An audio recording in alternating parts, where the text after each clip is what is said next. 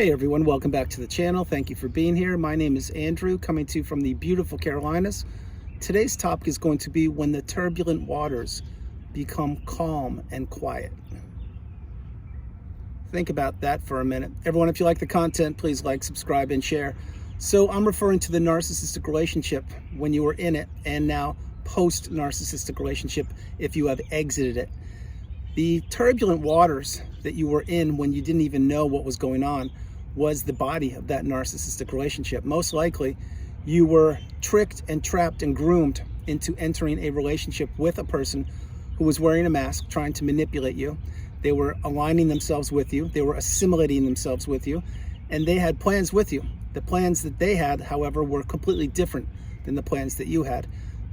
Perhaps maybe the narcissist future faked with you, but they got you to enter a relationship with them. Perhaps you married them, maybe you had kids with them, maybe you relocated, created a business. All these things and so many more are what encompass how the narcissist traps people in these relationships. And when you're in the relationship, you are in very choppy or turbulent waters once a pivotal period of time happens. Again, if you get married or have kids or relocate or go into business, that's when the narcissist knew that they had you.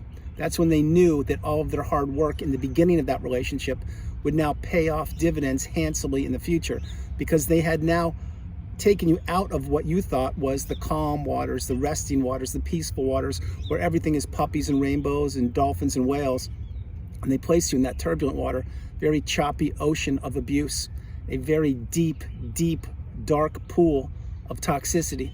This is the devaluation stage. This is where you existed for the length or the body of that relationship, because once the pivotal point in time happened, the narcissist ramped up the abuse. That's when they would begin to test you and to see what you're actually made of, because they now no longer would have to work as hard as they did when they got you into that relationship. They can now just sit back and reap the benefits of that relationship.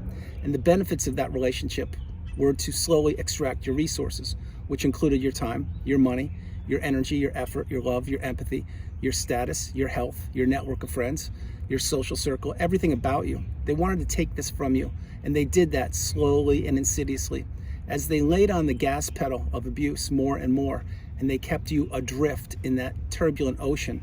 What you were doing is you were looking for a life raft. You were looking for an answer. You were looking for some resolution or some answers to what was happening and why this person proclaimed that in fact they did love you when they're showing you quite the opposite. This is the narcissistic relationship by design. It is part of the push-pull or the high-low or the roller coaster of emotions. And when you're in that deep end, the very deep end of the turbulent waters, and you're looking for your partner to be there with you, and they're nowhere to be found, and actually they're way over on the shore looking at you, maybe even laughing at you, saying how pathetic, this person doesn't even know what I've done to them, and I'll continue to keep them in those deep waters as long as I possibly can until I find their replacement. But when that happens, you can't wrap your head around it, because it's almost as if overnight the relationship changed on a dime. The dynamics of the relationship shifted, and it went all in favor of the narcissist, and you were now became a pawn, a puppet, a person floating around in those turbulent waters. You were the walking apology or the floating apology. You're the sounding board. You were the unpaid helper. You were the person who was putting the narcissist way high up on the pedestal to the detriment of yourself. And again, you didn't know what kind of relationship you had entered because you weren't taught this in school. All you knew was something was off, and it was getting worse day after day, week after week, month after month, and you could not put your finger on it. So what would you do? You would attend events, barbecues, holidays, birthdays. You would travel. And every time one of these pivotal periods of time throughout any year you're thinking about would occur, the narcissist would look to blow those up, because the narcissist needs everything to be about them, and they can't have a very famous or popular holiday trumping them. What they need is they need to be the center of attention. So let's talk about vacations for a moment. If you went on vacation with the narcissist, you know by now that almost each and every one of those relationships was about the narcissist, or they blew it up on purpose, or they would disappear for long periods of time, and they would not spend as much time with you as you had planned. But this again is what the narcissist needs. They need new shiny objects. They need new people to toss into the turbulent waters. And it wasn't just you when you were in those turbulent waters, by the way. It felt like it was only you because you are you. But I can assure you there were other people adrift in those turbulent waters. Maybe it was your coworkers Maybe it was your neighbors. Maybe it was the narcissist's own family members. Maybe it was former sources of supply. Who knows? But it wasn't just you. The thing is, when you were drifting around in those turbulent waters and trying to find direction, trying to find the land, if you would, you could only see 10, 20, 30-foot waves. You didn't know what was going on. And you were being taken for advantage. You were being taken and set adrift in that turbulent ocean. And this was not a good place to be, because all the narcissist had to do back then was to tell you a few simple things. Yes, I don't really love you. Yes, I have no empathy. Yes, I'm going to take everything I possibly can from you. And yes, I'm going to watch you squirm. I'm going to watch your life fall apart. I'm going to watch you adrift in those turbulent oceans. That's what I'm going to do to you. But now they didn't do that, and they won't do that, because the narcissist gets supply from a negative fashion or a positive fashion. And if they can take a beautiful, bright, shining light like you, and they can throw you in the deep end of abuse, and they can keep on pressing the gas pedal of abuse and ruining your existence in your life, and watching your relationships blow up left, right, and center, and watching your health take a hit, and watching your bank account go to zero, watching your friendships implode. When they can do that and they get pleasure out of it, it is not a good experience whatsoever, because the one person who professed that they loved you is the one person who's supposed to have your back.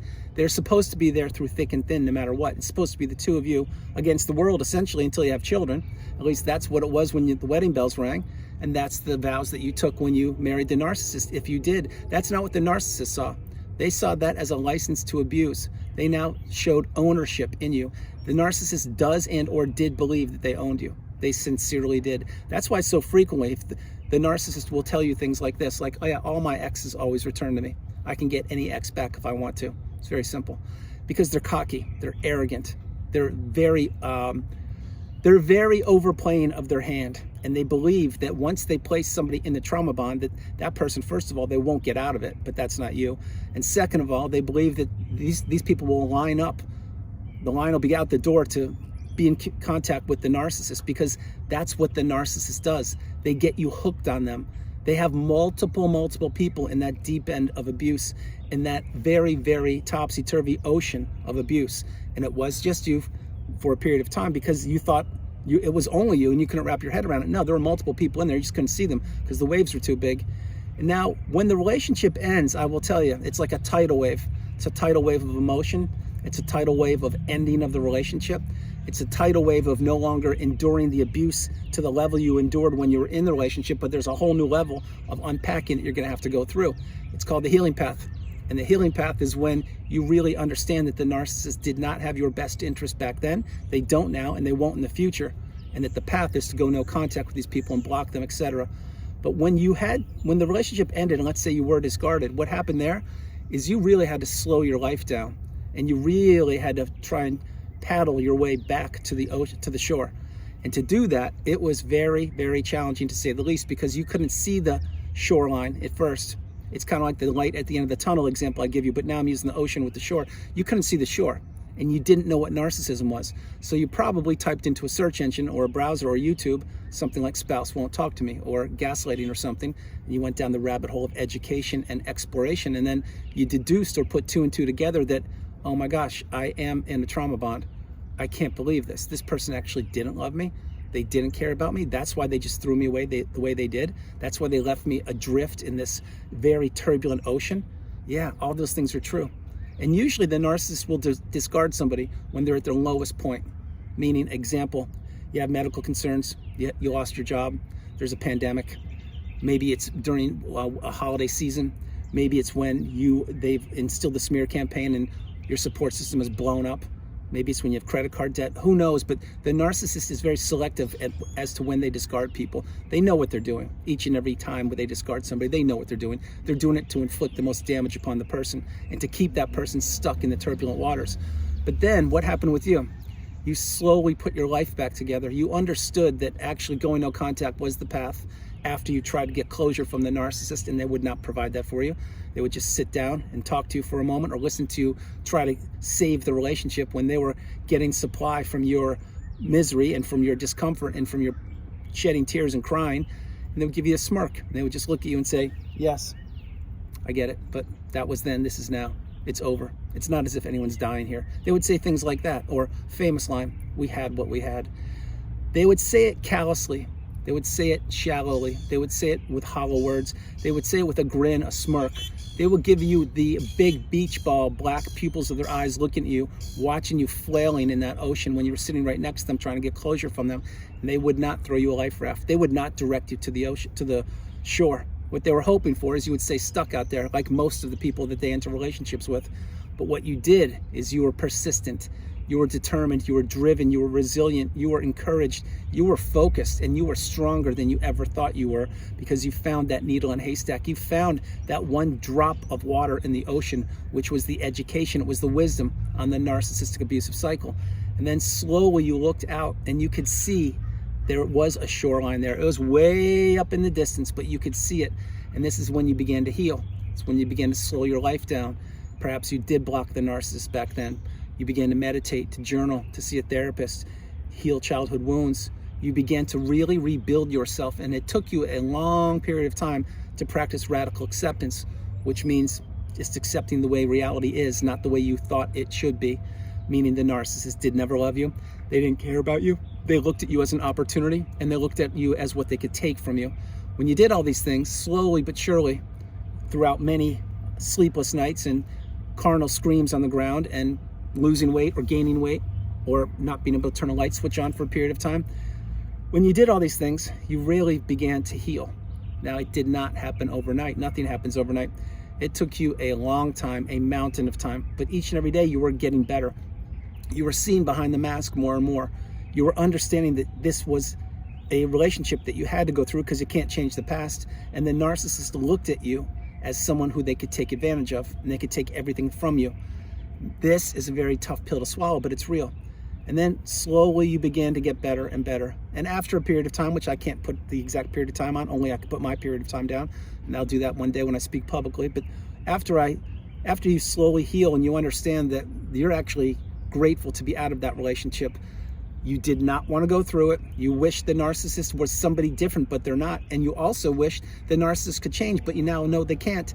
And you also wish that the narcissist gave you that 2-page report and showed you what they were going to do to you, but they didn't do that. They wore a mask, they manipulated you, and they took everything they could from you. Then the shoreline got bigger and bigger, and now you could see it within earshot, and you continued to invest in yourself. Here and there, you continued to hit a couple waves, some big waves, some lesser waves. You had some turbulence. Sometimes you'd stay stuck in a period of the water where it just swims around, a rip current, rip tide. And then eventually you kept on moving towards the beach. You kept on swimming and working on yourself and focusing and healing and shedding tears. And if you experienced the angry stage, you went through that. But you began to process things more and more and more. And you were getting clearer, and more clarity was coming to your mind the further you got away from the narcissist. And along there, somewhere, the narcissist tried to perhaps hoover you and set you back into the deep end of toxicity. But you did or didn't accept it. Remember, if you did accept it, my hope is you're not with the narcissist now, because accepting hoovers will never benefit you. But maybe you didn't get a hoover, and that allowed your healing path to accelerate at a faster speed. Eventually, you saw the shoreline very close, and you began to realize that the waves of the past had dissipated. You turned around and looked at the deep end of the ocean, and you realized that those tidal waves were no longer there. You could see a little bit of the crest of some waves, some of the white caps, but they were nowhere nearly as big as they were when you were in it so long ago. And then eventually your toe could touch the bottom of the ocean, and you began to slowly walk. Both of your feet were on the ground in the ocean, and you couldn't believe it. You took a deep breath and you said, I'm almost on land. This is amazing. I can't believe this. Yes, this is exactly what happened. All of the waves all of a sudden just subsided. It's as if the ocean sensed that you were now almost on land. There were no more waves. It was nothing but stillness and calmness and quiet. And you now were on the beach. You lay down underneath a tree, palm tree. You relaxed. You thought. You looked way out in the ocean, and you could not see one ripple in the ocean at all, because you had now made it out. And now your life was calm. It was centered. You were stoic. You were calm. You were becoming the third version of you. All of these things encompass your life now. You see, you were in the turbulent water back then, and you didn't know what was going on, because you were in the whirlwind of emotions, and you were being taken super high and super low, and you experienced triangulation, gaslighting, stonewalling, silent treatment, the smear campaign, rage fits. You experienced so many things, mirroring, projection, but now all that stuff is in the past. It's left out there in the deep end of the ocean, and unfortunately somebody else is stuck out there, or actually many people are stuck out there. But what I'm talking about is you. So now you made it to the beach, you're now recovering, you are counting your blessings, you're healing even more and more, and you understand that experience that you had, whatever length it was, whether it was a day, a week, a month, a decade, 50 years, a lifetime, those days are over. You're now in a safe space. You're now where it's quiet and calm, and you can do what you want, when you want, with whom you want. You don't have anybody abusing you any longer. You don't have anybody displaying poor behavior. You don't have to wait for somebody. You don't have to be the unpaid helper. You don't have to be the swimming apology. You don't have to be a sounding board. You don't have to experience verbal abuse, mental abuse, financial abuse, maybe even physical abuse. All of that stuff disappears. Now, does it disappear overnight? No, it doesn't. Do you still have to heal from it? Absolutely. Is the healing path linear? No, it's not. It takes time. It takes a lot of time, but in your time you will heal if you utilize the tools that are provided for you in the community. But all of these things, they encompass a period of your life when you were in the turbulent waters, when you could not touch the bottom of the ocean, all the way up until you finally did touch the ocean floor and you made it onto land, which is a safe place because you're no longer in the hands of a master puppeteer, i.e. the narcissist. You're now living your best life. You are healed or healing. You are not forgetting the past. You are taking the lifelong learning lessons from the past. You're applying them to present day. You are not trying to predict the future. You are narcissist free. You've gone no contact, blocked, etc., maybe even relocated. You've fallen in love again, created new friendships, started a business. You're taking a class, teaching a class, reading a book, writing a book. You're living your best life now. And what is the narcissist doing? They're floating out there in that deep end of the ocean, in the very, very deep end turbulent waters, just about ready to drop off another person in there and then disappear on them and watch them try to make it out again. This is the path. You made it out. You're getting the wisdom on the channel. You're getting the wisdom in the community, and you're paying it forward. And you understand it took an awful lot of swimming to get you from those turbulent waters to the shore, but you had to do it by yourself. Nobody threw you the life raft. Nobody pulled you in. There was no tugboat. There was no SOS. Nobody could understand what you were going through, only you. And that mental game and that mental anguish and all the sleepless nights and the tears shed, they pay off dividends handsomely once you do make it to the shore. And you will make it to the shore if you haven't. If you are understanding, if you're believing that you're still in some turbulent waters, have an exit plan, but know that you can get out of this relationship. All it takes is determination, courage, strength, fortitude, and a plan to execute it. But being in the turbulent waters when you don't even know what kind of relationship you're in, it's the last place on the planet anybody should be. But the narcissist placed you there on purpose. They did not think you would make it to shore. They did not think you were strong enough to swim to the shore. They did not think you would ever exhale, look back at the calm waters and say, this is my life now. This is my best life, narcissist free.